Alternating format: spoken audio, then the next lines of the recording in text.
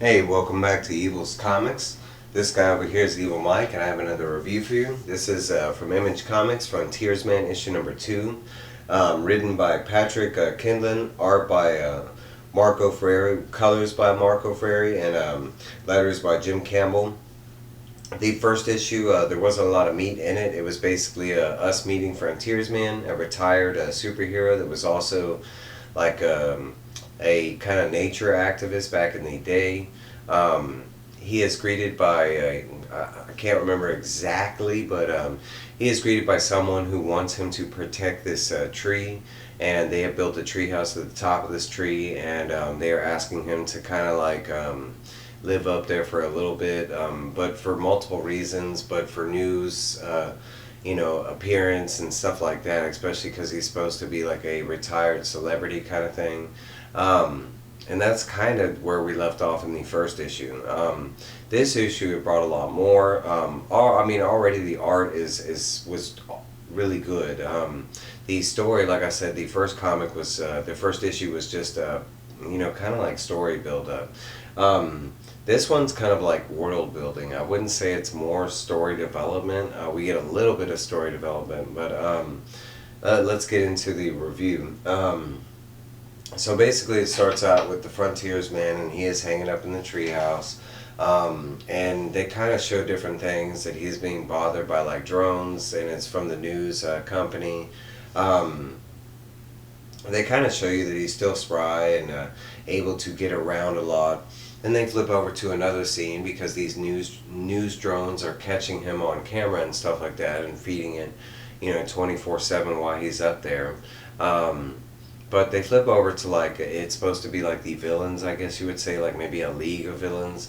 But we do meet one of the villains called the Lance, and eventually they do mention another villain called the Bear.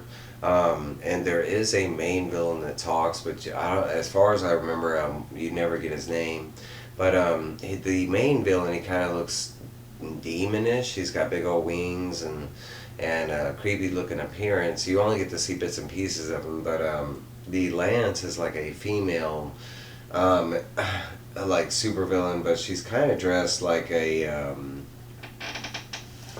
belly dancer kind of thing. It's I don't know, we've already seen some of the different versions of the heroes, and they're not your typical, the way a superhero would look, especially Frontiersman and the other hero that I can't remember at the moment in the first book. Bad with names, guys.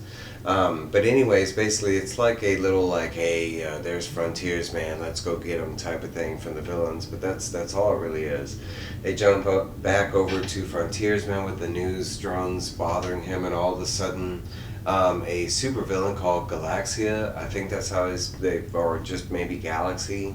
But he basically pops up, and like instantly Frontiersman starts attacking him, and like the action wise is stellar, but you get the after reading the comic a couple panels in, you get the knowledge that the Frontiersman can't hurt this guy physically, because he's able to like augment his body, and it seems like he's got all kind of different powers, but he's not physically coming to attack Frontiersman. It's just because he's a villain that Frontiersman is attacking him. But a lot of time has passed and things have changed, and he's not necessarily a villain. And finally, he kind of like puts Frontiersman into this like intergalaxy pocket verse kind of thing. And Frontiersman like floats around, still trying to fight him, still to no reward. But eventually, this villain, he's not a villain anymore. But he basically kind of tells him that he is looking for someone like from his past called like El Nixo or something like that. And he kind of tells him that at one time they used to be an item, maybe like romantically linked. And he basically tells Frontiersman that that since whatever his powers are, and they don't define that like 100%, but he just basically says that he's not the same as a normal villain, And he was trying to exaggerate the point, like, do you remember back in the time when we fought, how come I never just right out killed you or something like that? And he was like, I did it kind of for the fun and information and different things. He can't die, like, I mean, he has no, like, he can make anything he wants kind of thing. So he has no reason for wanting like riches or world domination or even just killing people because he's above all that kind of thing. And eventually, like, he just kind of like disappeared on his own and didn't know what he was supposed to do because his powers could do everything kind of thing.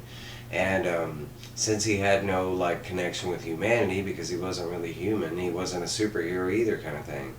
So eventually he just kind of like drifted off and like started, I guess, like floating around in space or something. And then that's where he meets this El Nixon, side hero that used to team up with Frontiersman back in the day. And basically they were romantically linked, and somewhere along the line they had a child, but not in the child that you would think. They'd actually like made a universe within his pocket universe, and now the universe is actually growing life like a real universe. So he's trying to find the mother, but El Nixo, and I know I'm not saying that right, but it's spelled like Elnixho or something like that. Um, but he's trying to find her to, yeah, I mean, just tell her in general that, hey, this is your baby kind of thing. It's a solar system and another solar system. And that's that. Through the whole time, Frontiersman is denying him, like, any information about the El Nixo superhero. So, like, once he gets to the daughter part of the story with Frontiersman having a daughter himself, they finally kind of like connect, and he won't give him the information, but he does reach out at the end of the comic to like someone to like maybe get in touch with that superhero El Nixo.